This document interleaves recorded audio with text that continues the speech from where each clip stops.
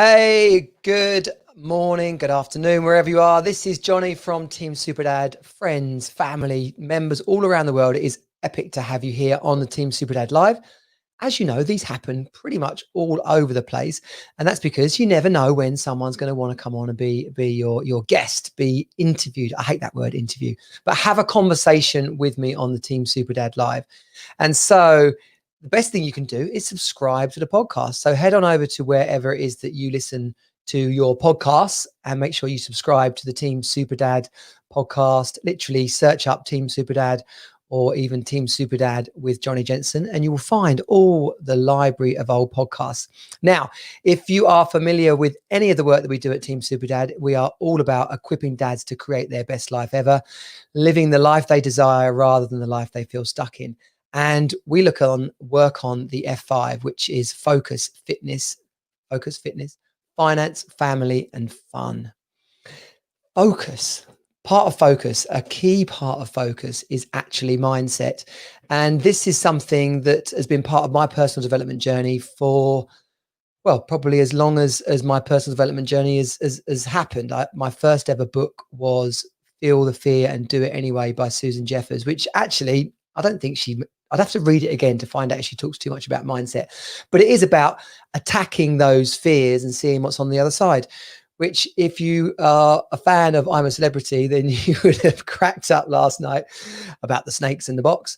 But equally in my firewalking events and activity around the firewalking community, facing your fear, it is really about mindset and what's going on in our head. And in the same way, creating what we want in our life is about our mindset. And if you don't believe that, then consider that your unconscious mindset is actually running the show, and you're wondering why you haven't got the results you want. That's because you're not creating the environment or the outlook from within yourself to achieve that success. And that's how I came to be connected to Kim Campion, who is on the other screen and ready to join us. So Kim, Hi. how are you doing? Nice to see you, Johnny. Thank you for having me on. Oh, it's my pleasure. I'm going to move you to the other side. There we go. Now That's you're better. camera. Yeah, really great to have you here on the Team Superdad community. Anyone who's watching going, hang on a minute, that's a woman. Well, yeah, it's true. I am.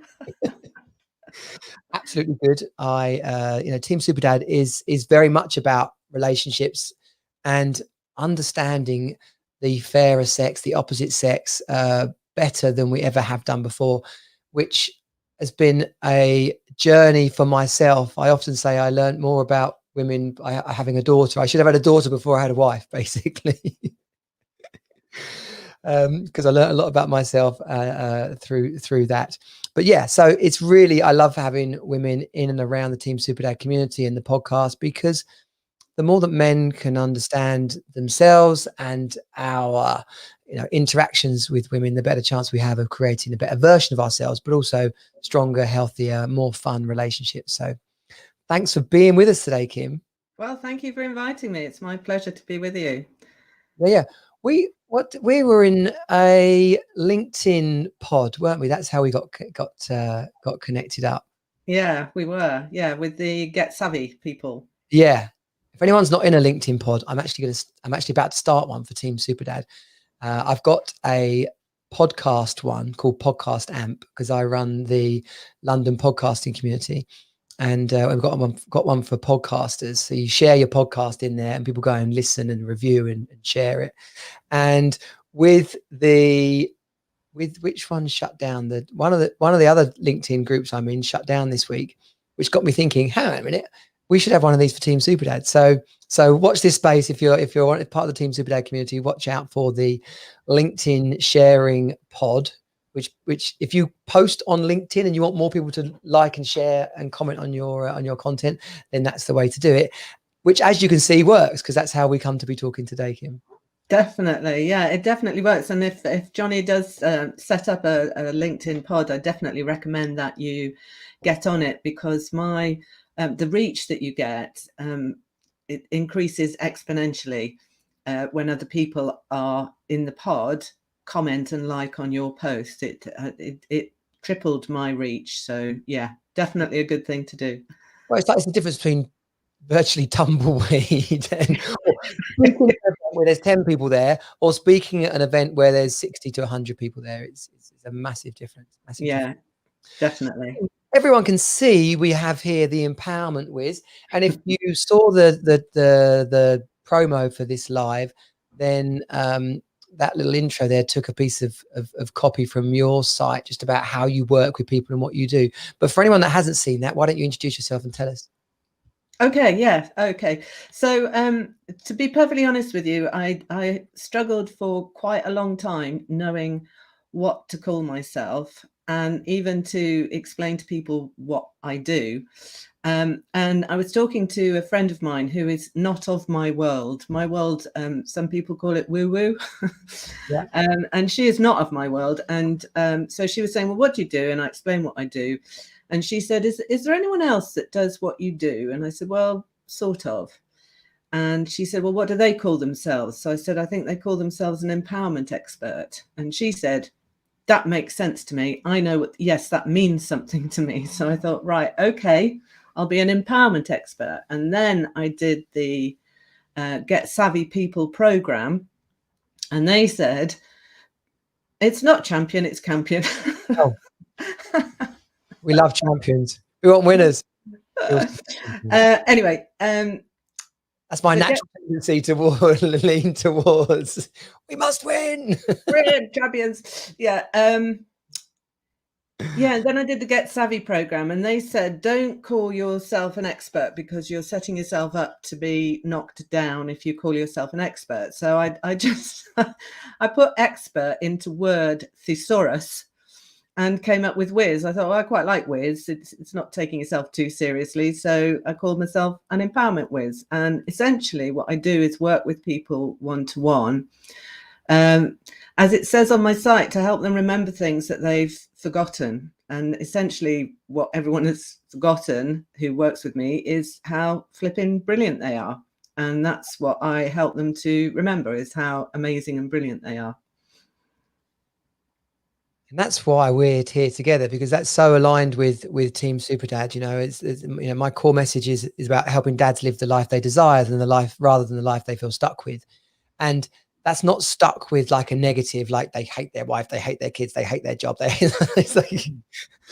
They may like to make some improvements in some of those areas, but just through the day-to-day trudgery, we feel completely stuck. Like, hang on a minute, I wanted to be a flipping race car driver, and I wanted to have 2 holidays, 3 holidays. I wanted to have a bigger house. I wanted to have a nice car. I wanted to have sex regularly. I wanted me and my wife to laugh and joke together. I wanted my kids to play football. Like, one way or another, things just don't quite end up looking like we planned them to be. And then resignation and upset start to fester. Yeah. And before we know it, then our mindset is really up shit creek, basically. How do you define mindset? Like, what is? I mean, to be honest, I don't really. Sorry, I missed you then. What does mind? Do you have a definition for mindset? Or? To be honest with you, I think I've just jumped on the mindset bandwagon as a term.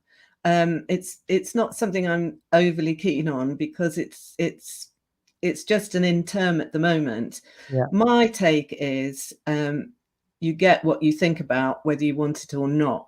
And so it's about what you're thinking about, what's going on in your head. And I suppose it's a bit like saying empowerment and my friend saying, oh yeah, empowerment, that means something to me. I think mindset means something to people. Yeah. But I do think it's a bit of a used term at the moment. I think, one of those sort of trendy terms. But yeah, to me, the way that I work with people is to help them to change their focus of thought, because your focus of thought is everything. The way in which you're thinking affects everything in your life. And if you can think different thoughts, you will get different things. So that's essentially how I see it. Yeah, I mean, I often joke about never being ill, right? Touch wood, not had COVID yet. But when I was a kid, my dad was so anti-illness. Like, it was a problem. If we got ill, oh my gosh, it was a problem. And so to a degree, I'm like terrified of being ill, not because I don't want to be ill, because I don't want my dad to be pissed off at me.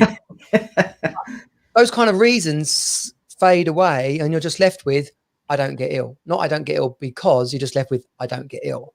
And quite literally, if I do get a bit ill, then it's gone in a few days, basically. And I do joke about this, but somewhere inside me, it does occur to me, like, do you know what? I generally don't actually get that ill at all.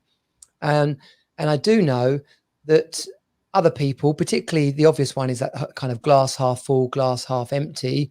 But why is it that people who have a bit more of a negative outlook on life, why is it that that it gets proven to them that they should worry all the time? Oh, that's law of attraction. That's how that happens. Yeah, but it's they're expecting things to go wrong, and guess what? Things that go wrong show up. Exactly. That's the whole thing. You can believe anything at all and prove it. If you keep thinking about it, you will eventually you will get it. So yeah. I mean, it's not a bad thing for you to have picked up from your dad, is it? That I never get ill. That's pretty cool, really.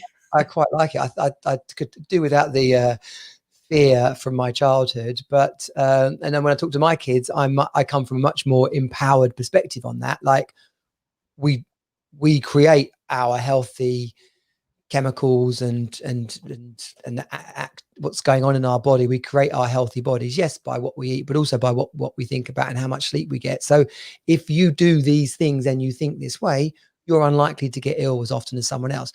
And to a child, that's really simple. They're like, oh, okay, daddy, that's pretty, I got that. Yeah, cool. Setting them up to be very healthy children and adults without the fear. Sorry, say again? Without the fear. Yeah, without the fear, yeah, definitely. There's a funny story about me being ill in Switzerland and the chemist giving my dad some suppositories, and then him telling me, I was like, what do I do? What do I do? He goes, go in there, pointing to these toilets, go in there and shove that up your fucking ass. I was about 12. Oh, lovely. He's okay as a dad, right? He's a maverick, right? Okay, but yeah, suffice to say, I think I took a couple. In fact, I know I did. One in the public toilets and one on the airplane, and the rest of them went down the toilet. That's for sure. But interestingly, what children are better at this, are they? It comes more when we're younger. Are we more inventive and creative and free with our thoughts? Is there something? Does this become a problem with age? Yeah, I think because when children are born, they come in knowing all this stuff. And then they go through physical life and it kind of gets knocked out of them. So when they're very little, you know, they believe that the world revolves around them. And they're right. Their world does revolve around them. All of us, our world revolves around us. But as your young children, you know, you often hear your parents saying the world does not revolve around you and you cannot have everything you want and blah, blah, blah, blah, blah. And that's actually all completely wrong. But that's what they learned from their parents. So they're passing it on to their children. So, yeah, children are a lot better at this stuff than we are as adults because they've been around less time and had less of it knocked out of them. Yeah. And what can we learn from kids? You know, I'm probably going to jump around in this whole conversation a little bit, but what can we learn from kids when we're thinking about this subject, like, okay, empowerment or mindset?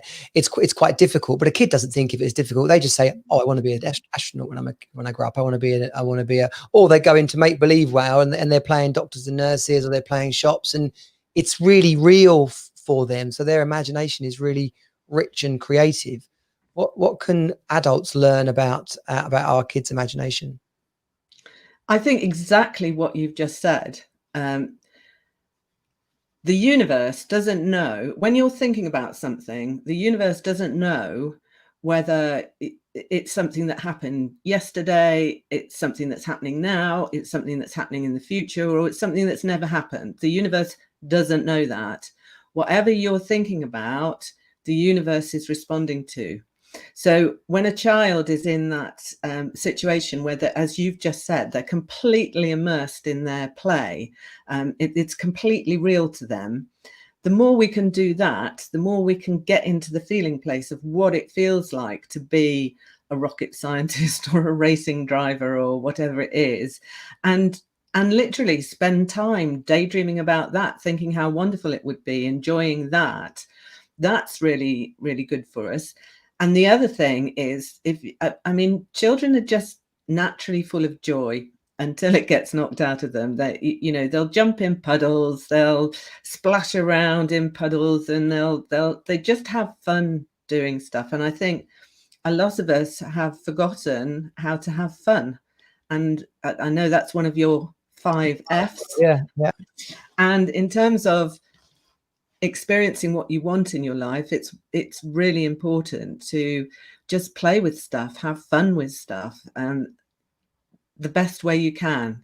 Yeah, I did an exercise once. An awesome lady called Laurel Donnellan, she's from the States, and it was a career guidance course with her, one-on-one, and very detailed, but far more about tapping into our inner passions and what we desire in life.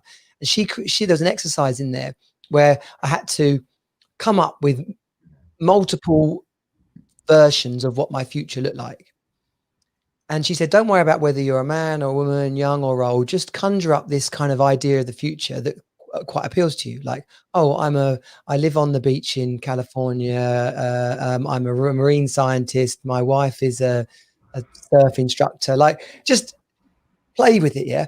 And the first few was so incredibly painful. Like, I couldn't come up with something that was made up. I was like, oh no, that's not realistic. No, that can't happen. Like, oh, and then once I'd broken through and done 3 or 4 of them, I was like, oh, okay, this is ridiculously easy. This is just fun. And then I created a whole bunch of them. And then when I brought them back to my session with her, we went through it and drew a line between all the things that were consistent. And it turned out that I had mentioned living near water on a lot of them, which I know from living in Chicago, living in Brighton, living in Amsterdam, all important to me. And even in Maidstone, I live near a river.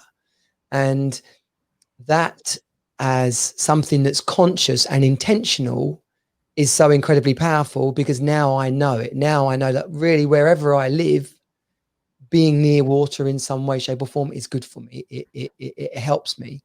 Yeah. And that came out of that exercise of just playing with ideas for my future, but then going back to it, unattached to what those ideas were, and looking for the patterns and the consistencies in amongst it. That sounds like a really great exercise and something your dads could do for themselves. Yeah. It's inside the Hero Academy and part of some of the stuff we've done for free on Team Super Dad as well. So when the people you work with, right, when they come to you, you've got you talk about relationship or work or your health or the amount of money that you have. Why are they so stuck on these subjects? All sorts of reasons, really. One of the things that I do with people is called emotional freedom technique. And that is based on a couple of premises.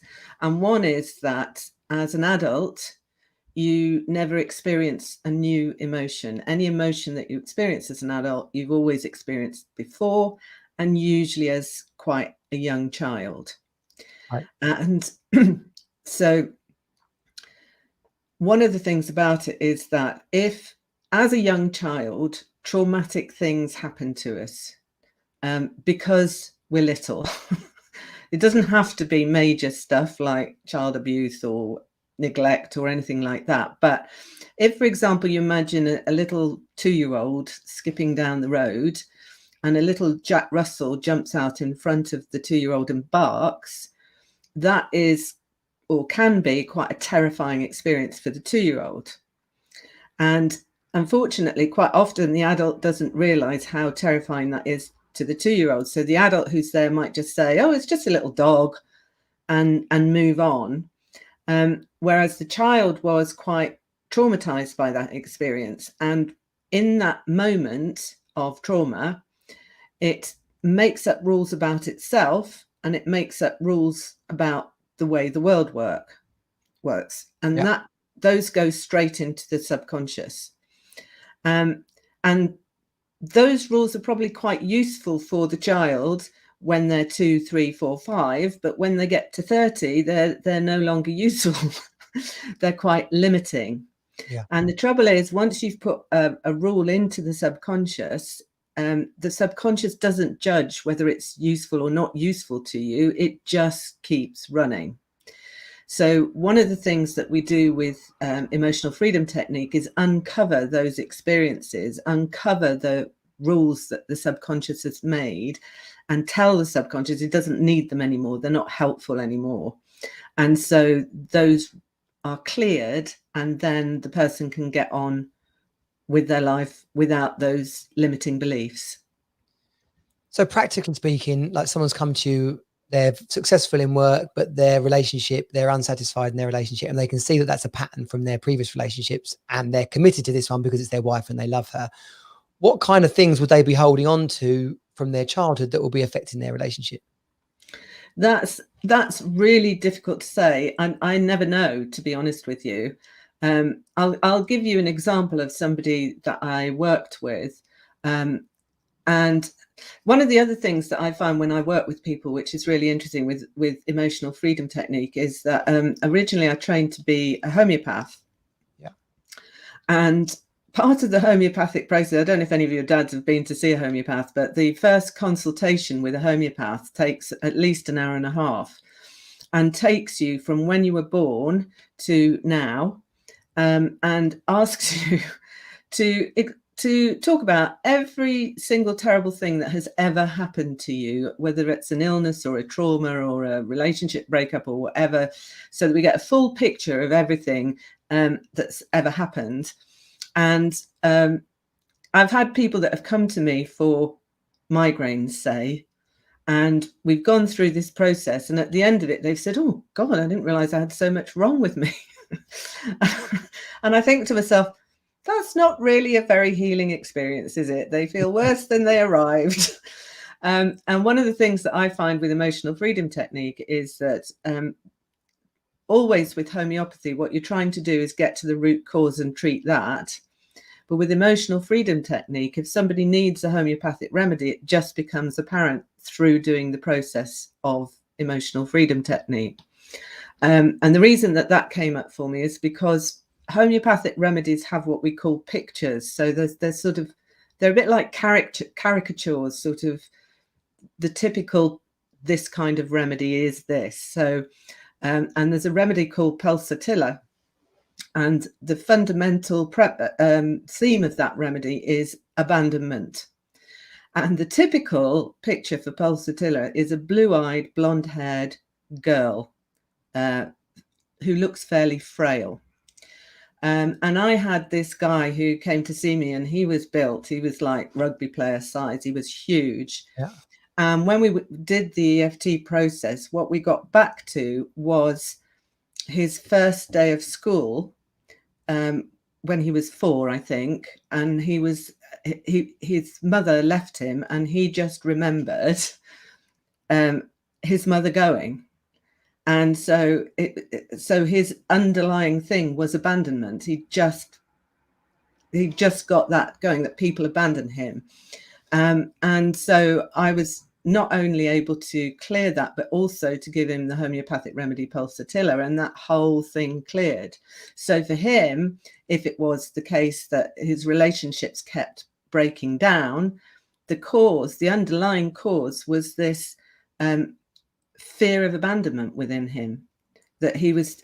So you can imagine if someone has a fundamental fear of abandonment, then they're going to be quite controlling of their partner to make sure that their partner doesn't abandon them. Yeah, and yeah. as you're probably aware, that doesn't work terribly well for partners either way. If a woman is expecting a man is clingy with a man, the man doesn't like it, and vice versa. So that was just one example, but I never know before I start what is going to be what. No, I'm sure. I just meant, like, what were some of the common things that come up It's like yesterday I was talking about cooking, right? And I was talking about people don't cook because it's money, time, confidence. I haven't got the ingredients in stock. There's a set list of things that come up, and then you can start to address them. And of course, people have their own individual ones as well. And so where does the process of someone rebuild, or first of all, okay, so we got to connect. We got to reconnect with ourselves in order that we can start to feel more empowered, right? So I can see it that it's two levels. First of all, one is reconnecting, and then the second level is going to be becoming more empowered, like putting routines and day-to-day practices in place so that we have so we start to experience our life filling up in certain ways. So what about the reconnect part, first of all? So you've just talked a bit about cause and where these things come from. Then we're kind of into the present. We're not even creating quite yet. We're in the present. How do we reconnect with the idea of, well, what do I want? What should this look like? What would I like this to look like? Or, because we've listed here relationships, work, health, these different things. And we're talking about empowering people. So people have got to get clear about what they want to be empowered about, right? Yeah, definitely. And I think the truth of the matter is that everybody knows at some level, everyone knows. And there are perhaps things that stop us admitting to ourselves that is what we want or whatever it is. But let's just take relationships, for example. The way that you know what you want out of a relationship is by experiencing what you don't want in a relationship. Yeah. So, and I think what can happen in a relationship is people start out, they're really in love, they love everything about each other, and then they come together, and after a time they start to notice things about the other person that they don't like very much. And what happens is that they then start to focus on those aspects of that person. And something to appreciate is the other person can only show you what you're willing to see. So if you're focused on somebody else, I don't know, picking their teeth or whatever it is, if you notice them picking the teeth and then you think, I really hate it when they pick their teeth, then every single time they pick their teeth, you're going to be there and you're going to notice it. So the thing to do is to sort of flip it round. My husband did a really good thing, I think, and he taught me this. He had a best friend called Dave, who was married to someone called Jane, and they were having troubles. And he said to Dave, what did you like about Jane when you first met her? What made you love Jane? Which took Dave's focus away from the present and what he wasn't liking and made him focus on what he remembered that he did like. If you can do that with someone, I've done it with, there was a friend of mine who just got into a new relationship, and she and her partner were staying overnight with us, and she came down in the morning and she said, oh, I'm getting really fed up with him. He's really negative. And so I said to her, well, when you first met him, what did you like about him? And so she started saying things. I said, what else? What else? What else? What else? And that must have been about 8 or 9 years ago, and they're still together. So essentially it's the same thing over again. Focus on what you do want, not on what you don't want.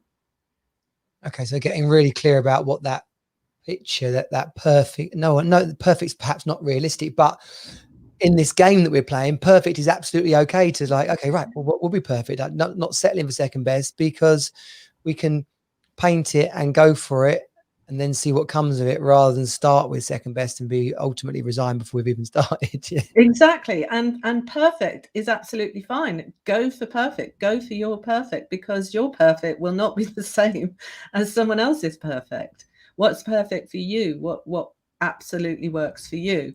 I have another friend who, well, she's a friend now, but I used to do a law of attraction workshop group sort of thing, and she used to come to that. And she was single at the time, and she wanted a partner. And I said, well, write down everything that you want about this partner. Write it down on a piece of paper and put it away somewhere and forget about it and just have fun with it. And she said she wrote an A4 sheet of stuff that she wanted in this partner. And she called him James, I think. Yeah. And she just had fun thinking about James and what James was going to be like and when she was going to meet James and wouldn't it be fun when she met him. She just really had fun with it. And then I think it might have been the next meeting. We had monthly meetings. She came and she'd met a guy, and there were only two things on that list that didn't match. And one was he wasn't called James. Yeah. Would have been a bit too weird. Yeah. Okay. Yeah. And the other was he wasn't as tall as she'd have liked him to be, because she's quite tall herself. Yeah. And he wasn't taller than her. But every other thing on that list was met. Yeah. And that's law of attraction for you. If you focus on what you want, don't give any attention to what you don't want, and you'll bring it into your life. Yeah. I mean, this isn't something modern or new anyway. I mean, depending on, people don't like this quite so much when you talk about the Bible in this way, but ask and it shall be given is in the Bible. Prayers in many ways are this as well. People that pray with an absolute belief that something is going to be bestowed upon them or blessed to them, they are in the law of attraction. Their paradigm is God's going to bless me with this if I do this, this, and this, right? But it kind of comes with who are you being? Your an expectation of success is the best place you can be. It's interesting that you mentioned the Bible, because on my walk this morning, I was thinking about what I was going to post on social media, and I was thinking about quotes, and I've done a post that started "Seek and ye shall find," which obviously is also from the Bible. And my point about that is, what you look for, you will find. And it was partly in response to people saying, oh God, there's so many trolls on the internet, and people are being so horrible, and on LinkedIn, even on LinkedIn, people are being horrible. And I thought, I haven't noticed. Oh, I haven't noticed at all. I don't think I've ever been trolled. And that's what made me think, seek and you shall find. And it's how we started out, really, isn't it? Where we were saying that you can believe anything and prove it. Because if you believe there are trolls there and that they're being really horrible to you, you are attracting trolls to you. And so you will prove that that's happening. Yeah, totally. I use this example quite often as well in different podcasts, people who listen regularly. When we were at uni, which obviously was a long time ago now, but our student halls were on kind of a rougher state. And every now and again, someone would get mugged and the sign would go up and it'd be like, watch out, watch out.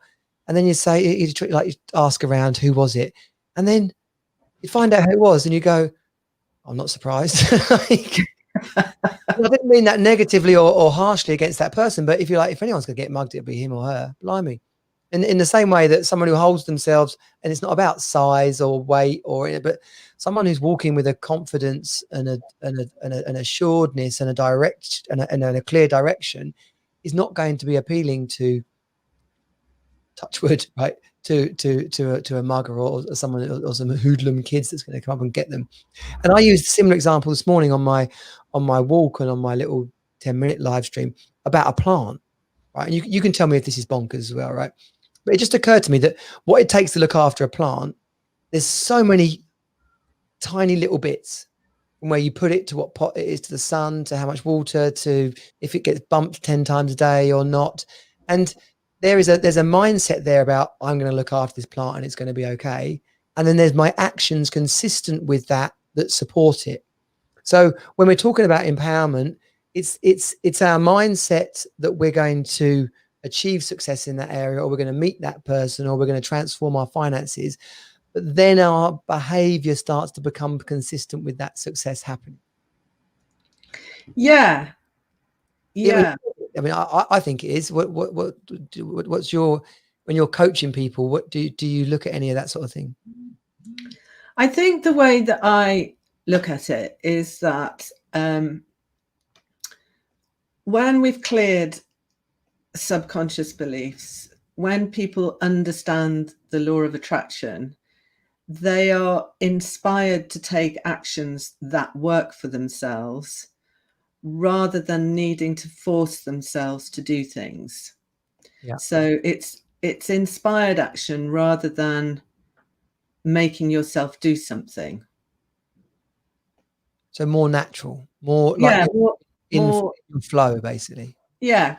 And having said that, there are 93 paths up the mountain. You know, it's not one size fits all. Some people, by making themselves do things, they get themselves into that groove. And as you said, in the Bible, people who read the Bible and operate by that, they find stuff from that. There is, I suppose what I'm saying, there isn't any right or wrong way of doing it.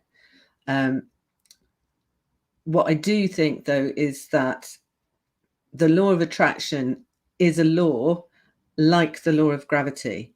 It just is. It just operates, and it's how this universe operates. And when you understand that and you understand how it works, then it can make your whole life a lot easier. Right.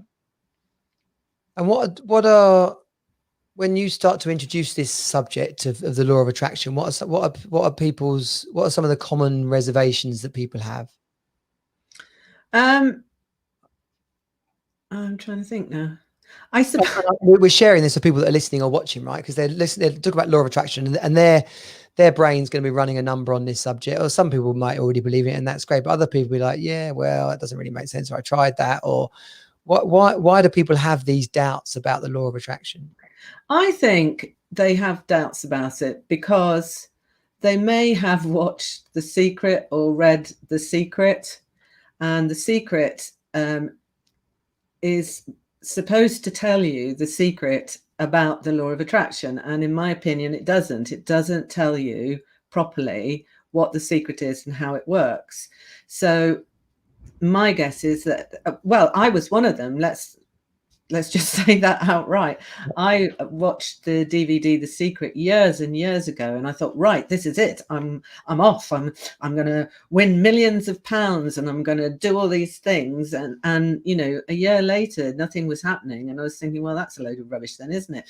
But something about that had sown a seed in my brain, and I was thinking, I know this is right, but it's not working. Why isn't it working? And I moved house a couple of years ago, and when I cleared out my cupboards, I found that I had actually downloaded 2 quite thick tomes from the internet, both called The Secret Behind the Secret, and neither of them gave you the secret behind the secret. And I was desperate to know what it was. And then eventually I came across it because I was asking so strongly to know what the secret behind the secret was. And I came across Abraham Hicks, Ask and It Is Given. And then I found The Secret Behind the Secret. I love that book. I think that is what might put people off, is that they've heard people talk about this. And the other thing that I think puts people off is that there's this sort of idea that you have to think positive all the time. And I think it's not true. It's not helpful. It doesn't work. It's not possible. In actual fact, you don't want to think positively all the time, because if you think positively all the time, you're never going to correct anything. And quite often thinking positively is just, people that aren't actually thinking positively. They're pretending to think positively because they think that's what they've got to do to get what they want. And so there's a whole stuff around that is not helpful, in my opinion. And I think that can put people off. You know, they think it's all happy clappy and, oh yes, I've just got to think happy thoughts. And no, that's not the case at all. That's not what law of attraction is about. Law of attraction is about being aware of what you're thinking and choosing your thoughts. And not only being aware of your thoughts, but also being aware of how your thoughts make you feel. That's the most important bit. And doing your best to think thoughts that feel better than the thought that you're thinking at the moment. So, for example, if somebody is depressed, it feels better to feel angry than it does to feel depressed. And the trouble in our society is that we don't like people being angry. So someone who's depressed manages to get themselves to the relief of anger, and everyone around them is going, oh, you don't want you to be angry, because it's not as convenient for everybody else for this person to be out. They preferred them when they were depressed because they were quiet and they weren't causing them any trouble. Yeah. So you get people who sort of, they're depressed, they manage to work their way up to anger, which feels better, but then everyone around them is going, oh no, we don't want that. So they go back to depressed again, and they just do this kind of circle. Yeah. Now, for me, if someone came to see me and they were depressed, I did the best I could to make them angry, because I know that anger feels better than feeling depressed. And you don't want to stay in anger forever, obviously, but it's the jumping off point for feeling a bit better than anger. So blaming someone else might feel a bit better than angry. You know, it's not my fault, it's their fault. Yeah, and there's what's that bit in the Abraham book, Hicks? It's a wheel, isn't it? It's the wheel of, you go through, and these emotions that you're talking about, you're on different levels, aren't you? And you raise. That's right. It's called the scale of emotions. Scale of emotions. The scale of emotions. That's right. And so well, I'm going to tell you the secret now, Johnny. I'm going to tell everybody the secret. It's coming at you. It's free. The secret is vibration. Yeah. And the point is that everything vibrates. We vibrate. Everything in the world vibrates. And in my experience, the easiest way for people to get on board with that is to think about hearing, because we know that sound is a sound wave, and a sound wave is a vibration, and the sound wave comes into the ear, it hits the eardrum, and it makes the eardrum vibrate. And then there are 3 little bones attached to that eardrum that are also attached to the inner ear, and those start vibrating, and then they make the water or the liquid in the inner ear vibrate. And there are little hairs in the inner ear, and they start vibrating, and they send an electrical impulse up to the brain where we interpret sound. So our hearing is us interpreting a vibration.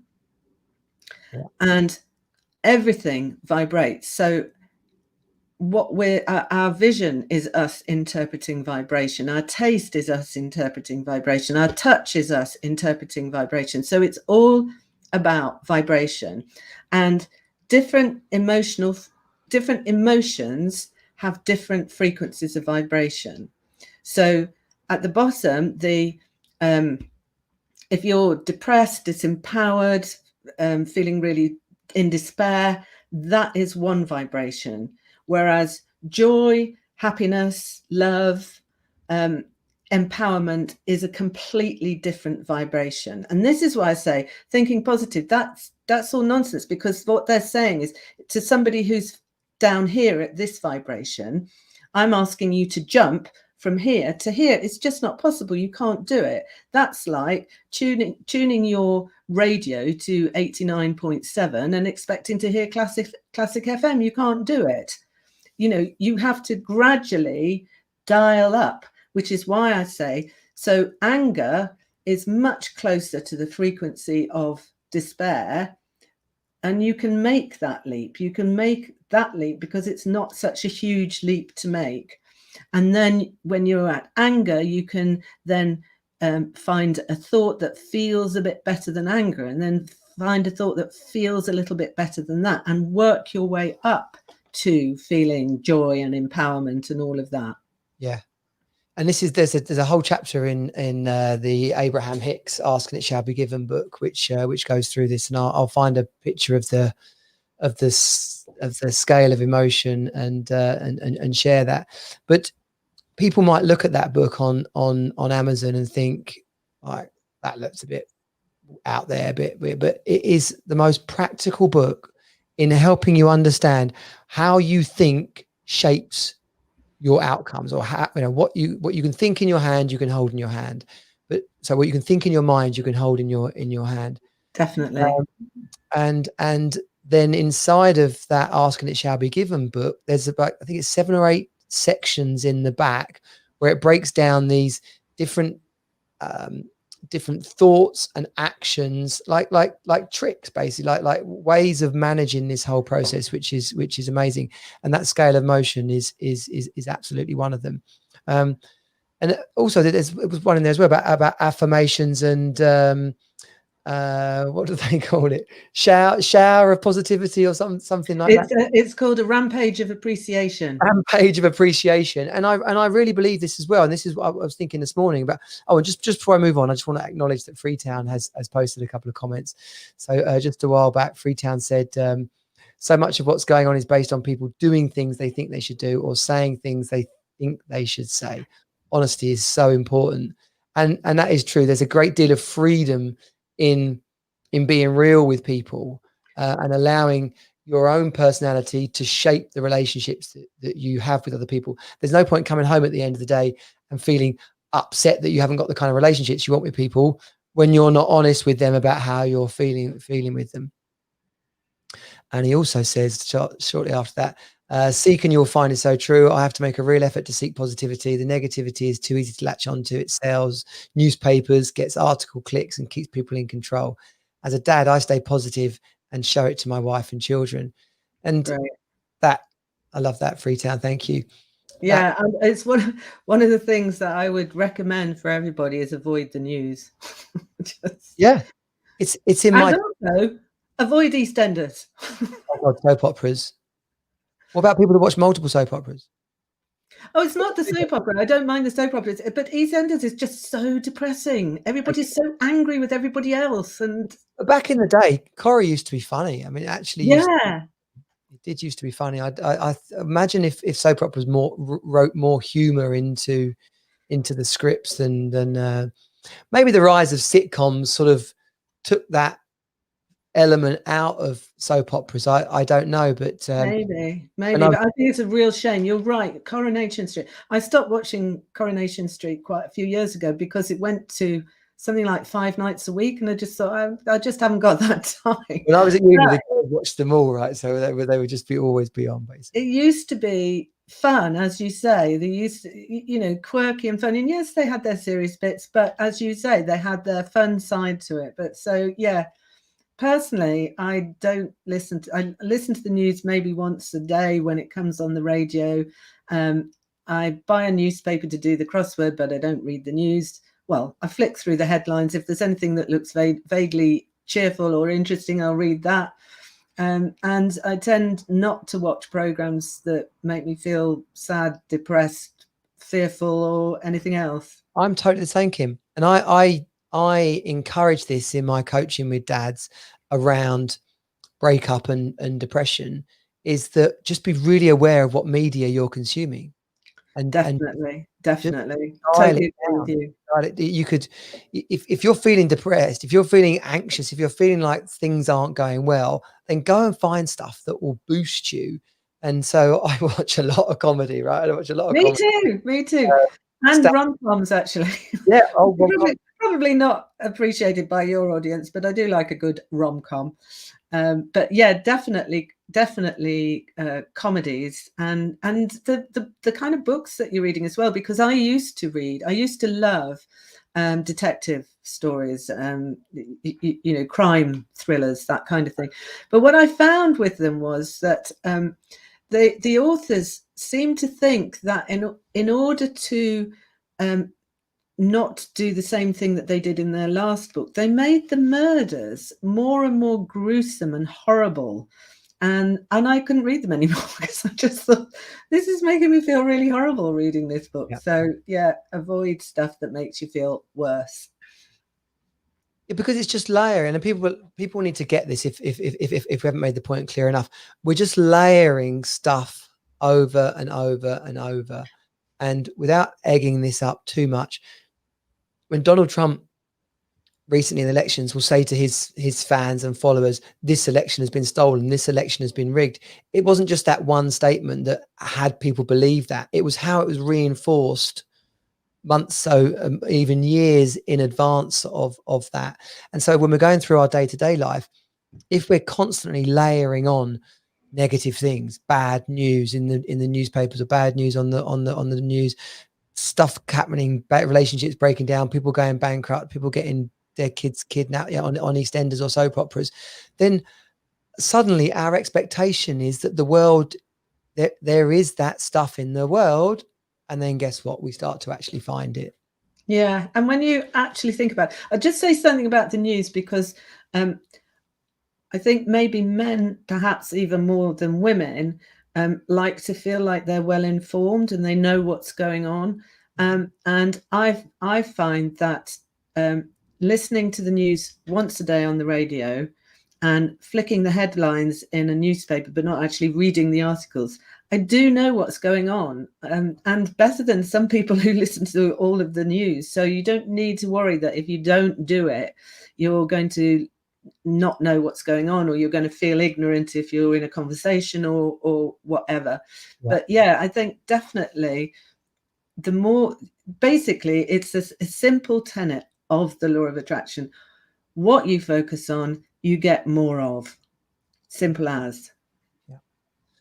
And that, we led into that point around the rampage of appreciation. And you know what, let's, rather than me talk, because obviously that's the whole point of having you on the show, right?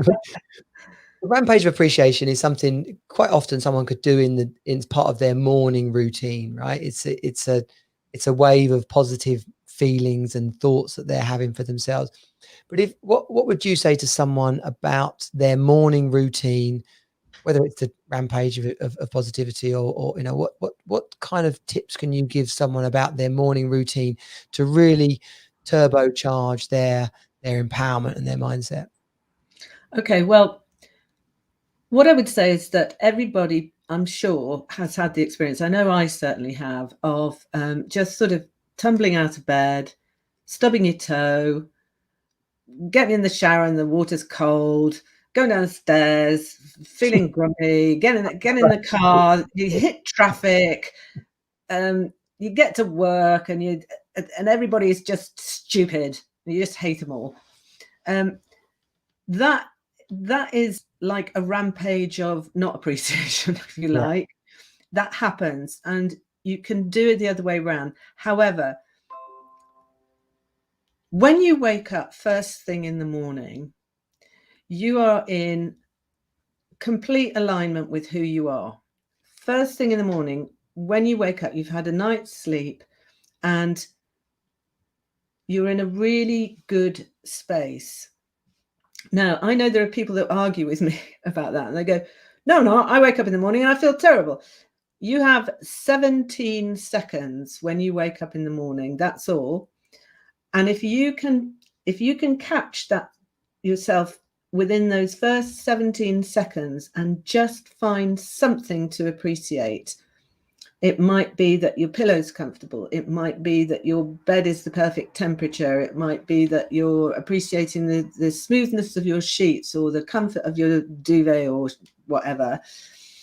Just find something and think, oh, this pillow feels comfortable. Oh, these sheets feel comfortable. Oh, this bed feels comfortable. And then maybe, oh, I love my curtains, or the skies, it might be rainy outside, but I'm nice and cozy inside. Just find something to appreciate. And if you just focus on that for 17 seconds, the law of attraction will send you another similar thought. So you will then focus on that. So all you have to do is think of things that feel good to you for 68 seconds, and you've set yourself off on an emotional set point, which will do the opposite of what I was just talking about. So then you get out of bed and you maybe feel the carpet under your feet and you think, oh, this carpet feels nice and soft. And then you go and have your shower and you think to yourself, isn't it fabulous that I have hot water coming and I can shower? This is just great. I love my shower. And then you go downstairs and you have a really nice breakfast. And when you get into your car and you go to work, if anybody's doing that these days, the traffic parts for you. You have a really easy journey to work and you get there, and that's how you set your day off. But you literally, the reason that people think that they wake up and they feel terrible, they don't, but they don't catch those very few seconds before they start thinking about what they were thinking about before they went to sleep, or what happened yesterday, or, oh, I've got to talk to that knob at work today who I really hate. Yeah. So you have to catch it, you have to just catch those seconds as soon as you wake up and find something to appreciate. And you'll notice that I'm saying appreciate, because to me, people will tell you to be grateful and to do gratitude lists. I never recommend that. I'm not into gratitude at all, because to me, gratitude has a kind of element of unworthiness to it. It's like, you ought to be grateful for that and you should be grateful. Whereas appreciation doesn't have any of that in it. And also, there are things that you can appreciate that you wouldn't necessarily be grateful to, because you can appreciate a really beautiful autumn colored tree, or you could appreciate a really beautiful flower, but it wouldn't necessarily occur to you to feel grateful for that tree or grateful for that. So there are loads more things that you can appreciate, and appreciation is the best feeling place you can be in. If you can get yourself into a feeling of appreciation, you're just setting yourself up for success. I like that. I've not really heard that before. There's a subtle distinction between gratitude and appreciation. Not that they're hugely different, but there is more freedom around appreciation than necessarily gratitude. Yeah, I get that. much more freedom around appreciation. And yeah, as I say, there's just I don't know, feeling a kind of subservience about gratitude. You should, right? Sorry, I can see. I might not be grateful that my wife had a go at me. I haven't got a wife anymore, right? But I can appreciate what she was saying. I could appreciate that she has the confidence and she's a stand for me and our family, that she would say something like that. That's pretty powerful. You can appreciate things that you're not grateful for. That's for sure. Definitely. Wow. Definitely. Yeah. I'll give you an example that might help for people who are thinking, well, that's all a load of twaddle. But my husband was in hospital, and he was really quite ill, and I went to visit him every visiting time for 3 weeks. So that's lunchtime and evening. And at the end of the week, it was Valentine's Day anyway, and through our son, he arranged to get me some flowers, which was really nice. And I really appreciated the flowers. And I said, oh, thank you. I really appreciate that. And he said, I wanted you to know how grateful I am that you visited me every day. And I felt terrible. It just made me feel awful, because I thought, why would you be grateful? Why would you be grateful that you're my husband? Of course I came every day because I wanted to see you. Yeah. Whereas if he'd said, I just wanted you to know how much I appreciate you visiting every day, completely different feel. Well, that is really clear, actually. That is it's not a slight distinction, as I said before, but that is a very clear distinction. Wow. Yeah. Yeah. There's one final comment here from Freetown. He says on the morning affirmations are great. We use Bible verses that have positivity in them and read them to each other. Then throughout the day, when something annoying happens, we repeat one. The fact you've already said it in the morning really helps you bring it back up later in the day. Yeah, I'm sure that's true, because you set yourself up with that first thing in the morning. Yeah, great strategy. And people that don't read the Bible, it doesn't have to be from the Bible. You can. No. Blimey, there's a little podcast called The Daily Stoic, which is absolutely brilliant. If no one's ever come across Stoicism before, but that precedes the Bible by well, depends on which Stoic you're reading, but anywhere between a couple of thousand and a couple of hundred years. But yeah, really clear messages there about how you approach your day and words of wisdom on things turning out the right way, even if they were challenging in the moment. Well, Kim, this has been a lovely conversation. Thank you so much. I hope it's been of value to people listening around the subjects of empowerment and mindset. Where can people come and work with you? I know when we met, you were offering was it a mindset challenge you had coming up? Has that been, or is that coming up? I did the mindset challenge. That was a 5-day mindset challenge. And now I've last Monday started my 12-week Improve Your Mindset program, Oh, cool. which I'm running for the first time. So what I'm expecting will be happening is that I'll do another mindset challenge in the new year and then run another program after that. So yeah, if anyone wants to do that, that would be great. And if you want to get in touch, if you put Kim Campion Therapy into Google, you should find me, I think. But also I'm on LinkedIn and Facebook. And if you just put Kim Campion Empowerment into either LinkedIn or Facebook, you should find me. It is on the screen there, Kim Campion Therapy. Thank you. And yeah, people should definitely come and get involved with you. This has been a real joy. Thank you, Kim, for sharing your time with me today. Thank you for inviting me. I've really enjoyed the conversation. Yeah, awesome. I'll say goodbye. Hold tight. We'll wrap up together after this. Okay. Thanks so much, everybody, for joining us on the Team Super Dad podcast. Be sure to subscribe on Apple. Leave a review on Apple if that's where you're at, or go to any of the podcast channels that you listen to. Watch out for the trailers coming up for the next lives. The best way to get that is be part of the Team Super Dad community. That's the facebook.com/groups/Team Super Dad, or just go to the teamsuperdad.com website and click on the Starts Here button. I'll see you on the next live. Team Super Dad out. Bye.